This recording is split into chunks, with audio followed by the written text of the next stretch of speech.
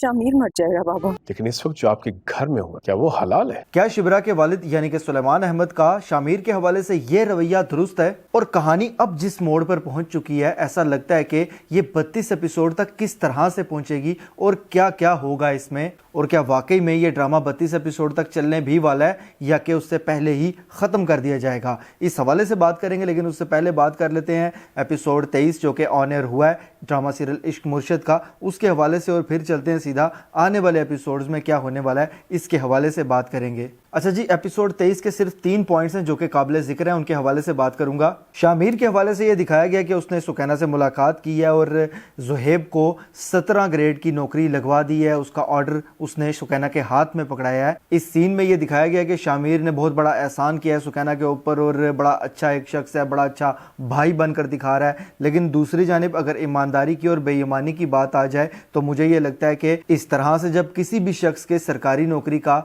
Order करवाया जाता है तो यकीनन वो मेरिट की पामाली करते हुए करवाया जाता है, क्योंकि मेरिट के मुताबिक तो काफ़ी सारे टेस्ट देने पड़ते हैं और उसके बाद ही आपको 17 ग्रेड की नौकरी मिल पाती है। तो ये मेरिट की पामाली करते हुए एक हराम की नौकरी सुकैना के खामद को शामिर ने पकड़ा दी। मैं इस ड्रामा के स्क्रिप्ट के मुताबिक बात कर रहा हूँ, जिस तरह के इस ड्रामा में कैरेक्टर्स दिखाए गए हैं और जो एक स्टैंडर्ड सेट किया गया है हराम और हलाल का, उसके मुताबिक तो ये नौकरी बिल्कुल गलत और हराम है। इसके अलावा जी दिखाया गया है कि सुलेमान अहमद को एक तरह से तलब करता है शामिर का वालिद यानी कि दाऊद खान। गुज़श्ता एपिसोड में मैंने इस हवाले से बता दिया था कि वो उसको बुलाएगा और ताने वगैरह देगा।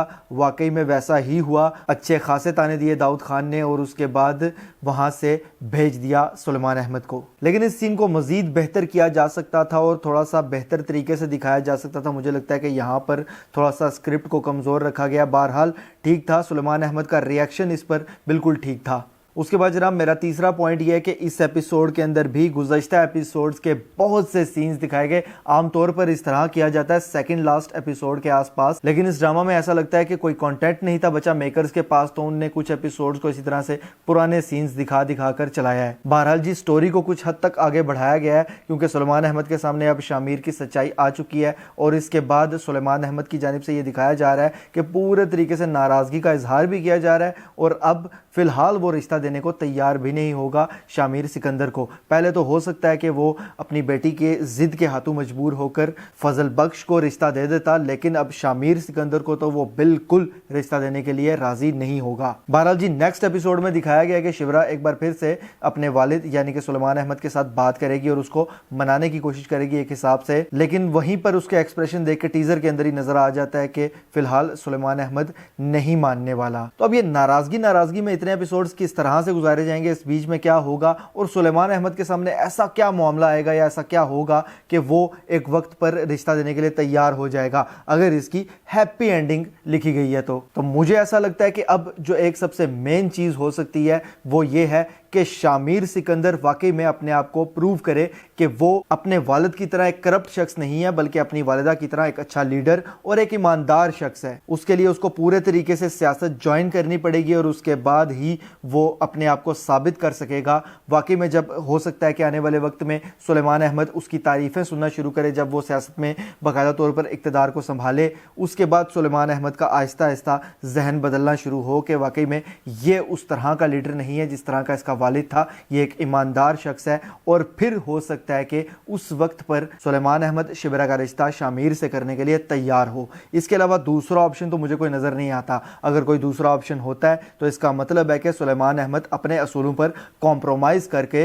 बेटी की जिद के पीछे रिश्ता देगा, जो कि उसने सारी जिंदगी नहीं किया। और कुछ इम्कानात ये भी हैं कि हो सकता है कि शामिर सिकंदर जो अपने बाप की दौलत है और सारा का सारा जो इक़्तिदार वगैरह ये सारी चीजें एक साइड पर रखे सब कुछ छोड़ छाड़ दे और एक बिल्कुल आम इंसान की तरह, एक सिंपल शख्स की तरह अपनी जिंदगी गुजारना शुरू कर दे, जिसके बाद सुलेमान अहमद ये सोचने पर मजबूर हो कि वाकई में ये शख्स मेरी बेटी को खुश रखेगा और इसने मेरी बेटी के लिए इतना कुछ छोड़ दिया है तो ये डिजर्व करता है। लेकिन ये एक फिजूल सी बात होगी। अगर ये होता है तो ये एक ड्रामा की हद तक तो ठीक है, लेकिन प्रैक्टिकली इसका तासुर बहुत खराब जाने वाला है, क्योंकि असल जिंदगी में ना तो ऐसा होता है और ना ही ये बात लॉजिकल है। और रही बात कि सुलेमान अहमद शामिर के हवाले से दुरुस्त रवैया इख्तियार कर रहा है या उसने गलत रवैया इख्तियार किया हुआ है, तो मुझे ऐसा लगता है कि बिल्कुल दुरुस्त रवैया है उसका, क्योंकि सुलेमान अहमद के साथ शामिर की जानिब से धोखा तो किया गया है, बिल्कुल किया गया है। इस पॉइंट पर आकर जो भी रवैया उसके जानिब से इख्तियार किया गया है, ये बिल्कुल इसी तरह से होना चाहिए था। इतनी आसानी से किसी असूल परस्त बंदे को मुआफ़ करना